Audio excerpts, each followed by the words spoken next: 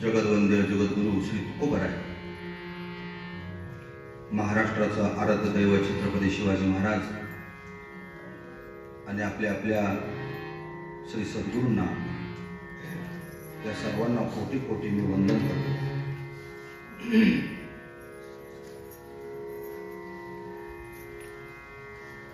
रामकथा रामचरितमानस या ग्रंथावर निरूपण करण्याकरिता आपल्या सर्वांच्या सद्गुरु कृपेने आपण सर्वजण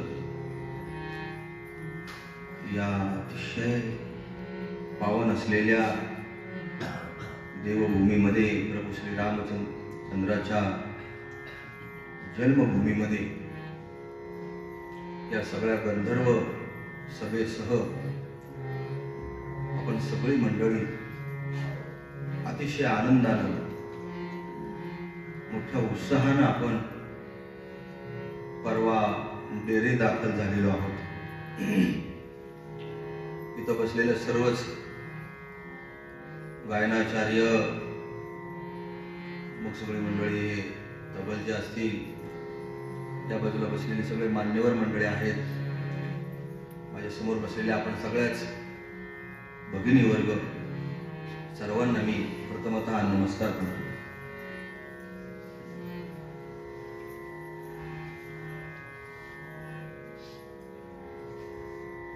कुलगुरु वशिष्ठ सांगे नृपवरा असती गरोधर तुझा कांता। कुलगुरु वशिष्ठ सांगे नृपवरा असती गरोधर तुझा कांता। धर्मशास्त्रे ऐसे लोहारे कुसारे, धर्मशास्त्रे ऐसे लोहारे कुसारे, त्यांचे पुरवावे मनोरथ।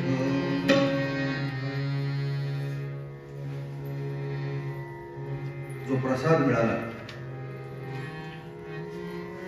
त्याचे पायसदान मिळाले आणि तो प्रसाद जेव्हा कौशल्या मातेनं, सुमित्रा मातेनं, कैकेयी मातेनं आणि त्या तिघींच्या बरोबर अंजनी मातेनंही तो प्रसाद जेव्हा प्राशन केला, तेव्हा या सगळ्या चारीच्या चारी माता, चारीच्या चारी स्त्रिया या गर्भवती राहिल्या। राजा दशरथाच्या मनामध्ये जी धाकधूक होती, फलश्रुती काय? एवढा मोठा यज्ञ केला, पुत्र कामेष्टी यज्ञ, फलश्रुती काय? हे बघा, माणूस जेव्हा जन्माला येतो ना, जन्माला आल्यापासून आपण शेवटपर्यंत जो प्रत्येक वर्तमान जगतो, वर्तमान क्षण जगतो, तो केवळ आणि केवळ फलश्रुतीसाठी आहे, लक्षात ठेवा। जेही आपण काय करतो, सकाळी उठल्यापासून रात्री झोपेपर्यंत त्याच्यातून आपल्याला काही नाही काहीतरी फळ प्राप्त होतं, मग ते दृश्य असेल किंवा अदृश्य असेल, काही ना काहीतरी फलप्राप्ती व्हावी। परंतु भगवद्गीतेमध्ये, भगवद्गीतेचं शास्त्र म्हणजे स्वतः भगवान श्रीकृष्ण आपल्याला सांगतात, आइए आइए आइए सामने बैठिए। रघुपति राघव